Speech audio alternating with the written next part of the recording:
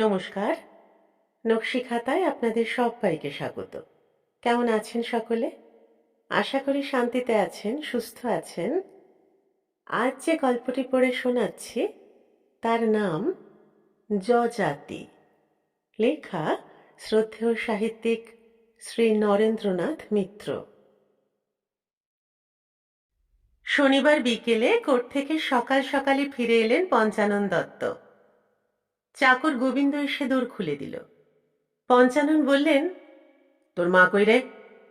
মা উনুনে আঁচ দিচ্ছেন বাবু। কেবল উনুন আর উনুন, রান্নাঘর আর রান্নাঘর, সংসারে আর কিছু চিনল না। তুই কি করছিলি? হাত পা গুটিয়ে তুই কি ঠুঁটো জগন্নাথ হয়েছিস? সময় মতো আঁচটাও দিতে পারিস নে?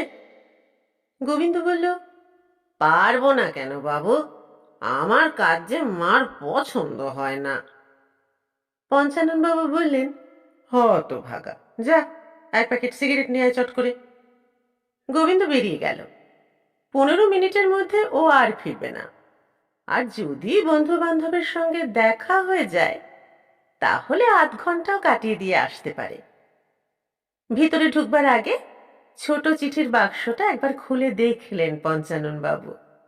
ইলেকট্রিকের বিল, প্রিমিয়ামের নোটিশ, একখানা মাত্র চিঠি আছে পুত্রবধূ অর্চনা দত্তের নামে। পঞ্চানন বাবু একটু হাসলেন। নীলাভ রঙের খাম, ওজনে বেশ ভারী। না, বেয়ারিং হয়নি। ডাক টিকিট হিসেব করেই আঁটা আছে। বাবাজির মূলে ভুল নেই। চিঠিগুলি হাতে নিয়ে ভিতরে ঢুকে পঞ্চানন বাবু উদাত্ত কণ্ঠে ডাক দিলেন, বাসন্তী, বাসন্তী। ছাই মাখা হাতে মাথায় আঁচল তুলে দিয়ে একটি প্রৌঢ়া স্থূলাঙ্গী মহিলা স্বামীর সামনে এসে দাঁড়ালেন। তারপর নিচু গলায় বললেন, ছি ছি ছি, তোমার কি মাথা খারাপ হয়েছে? পঞ্চানন বাবু বললেন, কেন, মাথা খারাপ হবার কি হলো? বাসন্তী লজ্জিত হয়ে একটু হেসে বললেন, অমন নাম ধরে চেঁচাচ্ছ যে? পঞ্চানন বাবু বললেন, তাতে কি হয়েছে? আমি তো আর বেআইনি কিছু করিনি। নিজের স্ত্রীর নাম ধরেই ডেকেছি। এর মধ্যে পরস্ত্রীর নাম গন্ধ নেই। বাসন্তী বললেন, কি যে বলো, কেউ যদি শুনতে পায়? পঞ্চানন বাবু বললেন, কে শুনবে বলো? মেয়েরা শ্বশুর বাড়ি, ছেলের বউ বাপের বাড়ি। ছেলে দামোদর ভ্যালির বাঁধ বাঁধতে ব্যস্ত। চাকরটাকে সিগারেটের আছিলায় বাইরে পাঠিয়েছি। এখন চেঁচিয়ে ডাকা আর কানে কানে ডাকা সমান। আমরা দুজন আর ঘরের 4 দেওয়াল ছাড়া আর কেউ নেই। আমরা কি বলছি না বলছি কে শুনবে? আমরা কি করছি না করছি কে দেখবে? পঞ্চানন বাবু স্ত্রীর দিকে একটু এগিয়ে যাচ্ছিলেন, কিন্তু বাসন্তী সভয়ে দুপা পিছিয়ে গেলেন। ছি ছি ছি, তোমার যদি কোনো কাণ্ডজ্ঞান থাকে, খোলা বারান্দা, সামনে ফ্ল্যাট থেকে সব দেখা যায়। পঞ্চানন বাবু হেসে ঘরের ভিতরে ঢুকলেন। কেউ দেখলে লজ্জায় তাকে জিভ কাটতে হবে কি চোখ বুজে আঁধারের কালো পর্দা টেনে দিতে হবে, এমন কাণ্ড অবশ্যই তিনি করতেন না। শুধু স্ত্রীকে একটু ভয় দেখালেন। আদর না, আদরের ভয়, আদরের ভান। চিঠিগুলি টেবিলের ওপর রেখে কোর্টের ধরাচূড়া খুলতে লাগলেন পঞ্চানন বাবু। এই 60 বছর বয়সেও তিনি যতখানি সজীব আর সচল, বাসন্তী তা নেই। বাসন্তী যেন অনেক আগেই বুড়িয়ে গেছে। 20-তে না হলেও 40-এ তো বটেই। 40-এর পর থেকে বাসন্তী শুধু গৃহিণী আর সচিব, সখী নয়। ললিত কলায় শিষ্যত্ব গ্রহণেরও কোনো আগ্রহ নেই। ওর একমাত্র শিল্প গৃহশিল্প, একমাত্র বিজ্ঞান গার্হস্থ্য বিজ্ঞান। তাতে অবশ্য দুঃখ নেই পঞ্চাননের। বাসন্তীর মতো স্ত্রী হয় না। আজই না হয় তিনি সচ্ছল অবস্থায় এসেছেন, কিন্তু প্রথম যৌবনে, মধ্য যৌবনে অনেক দুঃখ দুর্দিনের সঙ্গে যখন যুঝতে হয়েছে, বাসন্তী ছিল সেই দুঃসাধ্য সাধনের সঙ্গিনী। প্রতিবাদ করেনি, অভিযোগ করেনি, পরম ধৈর্য নিয়ে দারিদ্র্যের সঙ্গে যুদ্ধ করেছে। ছেলে মেয়েদের মানুষ করে তুলেছে। স্ত্রীর ওপর খুবই কৃতজ্ঞ পঞ্চানন বাবু। আরো 5 জন বন্ধুর বিশেষ করে একালের ছেলেদের অশান্ত জটিল দাম্পত্য জীবনের কথা তাঁর অজানা নেই। কত বিবাহ বিচ্ছেদের মামলা তিনি নিজের হাতেই করেছেন। অসুখী স্বামী স্ত্রীর পক্ষে বিচ্ছিন্ন হবার যুক্তিজাল বিস্তার করেছেন হাকিমের কাছে, কিন্তু নিজের দাম্পত্য জীবনের ধারায় কোনো দিন ছেদ পড়েনি। বড় রকমের কোনো ঝগড়াঝাঁটি পর্যন্ত হয়নি কোনোদিন। বাসন্তী এবার হাতটা ধুয়ে সামনে এসে দাঁড়ালেন। কি ভাবছ? পঞ্চানন বললেন, তোমার কথা। বাসন্তী বললেন, আহা হা, যত মন রাখা কথা তোমার। আমার কথা ভাবতে যাবে কেন? আমি তো তোমার সামনেই আছি। নিশ্চয়ই মক্কেলদের কথা ভাবছিলে।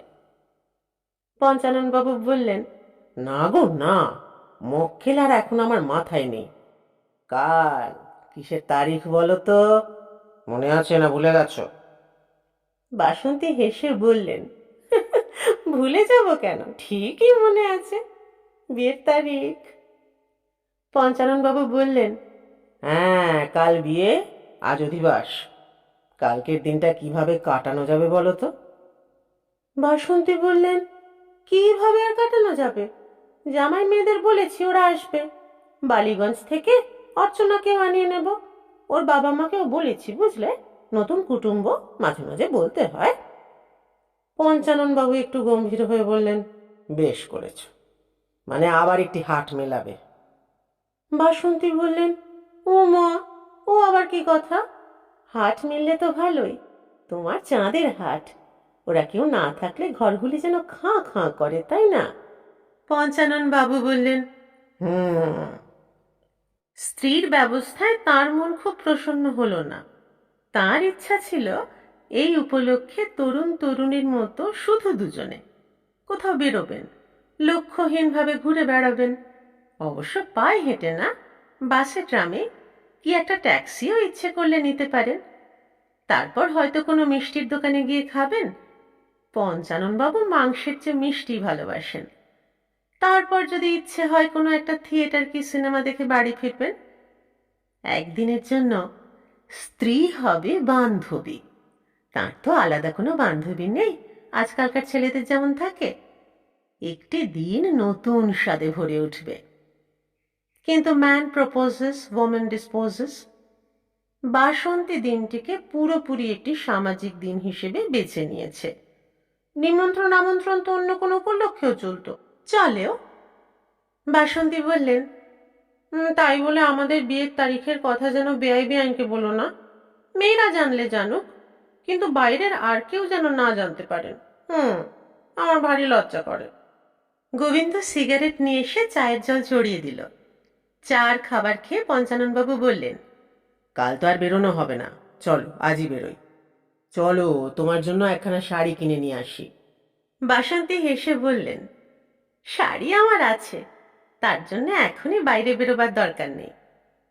পঞ্চানন বললেন, তাহলে কি চাই বলো, আংটি না হার? বাসন্তী বললেন, ওগো না গো না, তুমি আমাকে সব দিয়েছ। মেয়েদের ছাড়া যদি মার্কেটিং করি, ওরা আমাকে রক্ষে রাখবে না। যা করতে হয় কাল করা যাবে। পঞ্চাননবাবু বললেন, বুঝতে পেরেছি, চলো এমনি না হয় একটু ঘুরে আসি। বাসন্তী একটু যেন আতঙ্কের সুরে বললেন, এই শীতের মধ্যে বেরোবে? কদিন ধরে বাতটা বড় কষ্ট দিচ্ছে, শরীরটাও ভালো যাচ্ছে না। আচ্ছা চলো। পঞ্চাননবাবু বললেন, তাহলে থাক। থাকবে কেন, চলো। আমি এত অবিবেচক নই, তোমার কষ্ট হবে তবু তোমাকে টেনে নিয়ে যাব। তার চেয়ে এসো, বসে বসে গল্প করি। বাসন্তী খুশি হয়ে বললেন, সেই ভালো।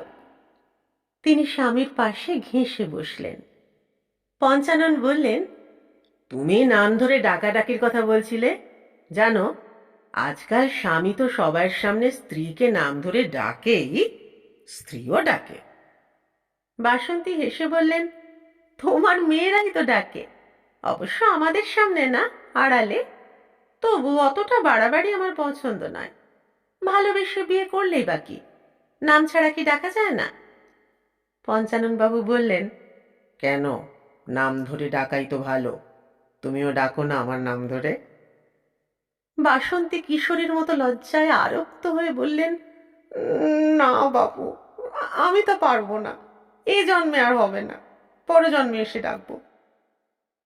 পঞ্চানন স্ত্রীকে কাছে টেনে নিয়ে বললেন, হুম, এই জন্মেই ডাকতে হবে। আজ তুমি আমার কোনো অনুরোধই রাখবে না, তা হতে পারে না। নাম ধরতে তো আর বাতে আটকায় না। বাসন্তী বললেন, ছাড়ো ছাড়ো, গোবিন্দ এসে পড়বে, বলছি ডাকবো, কথা দিচ্ছি ডাকবো, কিন্তু আমারও একটি শর্ত আছে। কি শর্ত? তুমিও আগের মতো সুন্দর করে আমাকে একখানা চিঠি লিখবে, সেই তখনকার মতো, সেদিনকার ভাষায়। জানো, লক্ষ্মী ছাড়া চোর সেবার আমার সবগুলি চিঠি শুদ্ধ ট্রাঙ্কটা চুরি করে নিয়ে গেল, একটা চিঠিও আমার নেই। দেবে আমাকে একটা চিঠি? আজই লিখে দাও। পঞ্চানন বাবু বললেন, দেব।